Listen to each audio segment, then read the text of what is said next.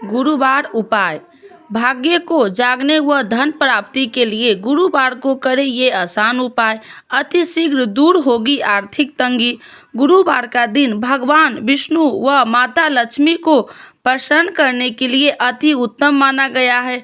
मान्यता है कि इस दिन कुछ खास उपायों को करके धन प्राप्ति की जा सकती है। गुरुवार का दिन भगवान विष्णु, गुरुदेव बृहस्पति देव व माता लक्ष्मी को समर्पित है। इस दिन लोग भगवान विष्णु व माता लक्ष्मी के साथ गुरु ग्रह को प्रसन्न करने के लिए कई उपाय करते हैं।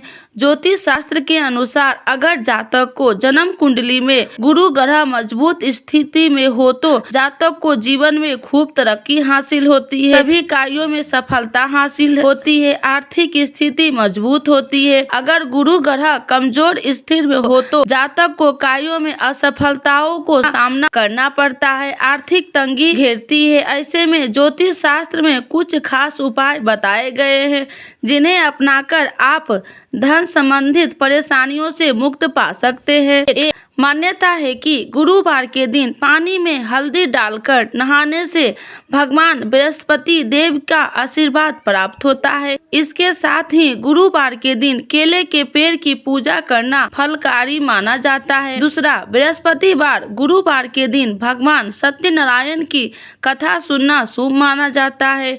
इसके साथ ही पीले रंग के कपड़े और पपीते की डल गले में पहनना शुभ माना जाता है। तीसरा, गुरुवार है कि गुरुवार को किसी को न ही उधार देना चाहिए और न ही लेना चाहिए। कहते हैं कि ऐसा करने से जातक की कुंडली में गुरु की स्थिति खराब हो जाती है, जिसके कारण आर्थिक तंगी का सामना करना पड़ सकता है। चौथा, गुरुवार के दिन ब्रह्म मुहूर्त में स्नान करना चाहिए।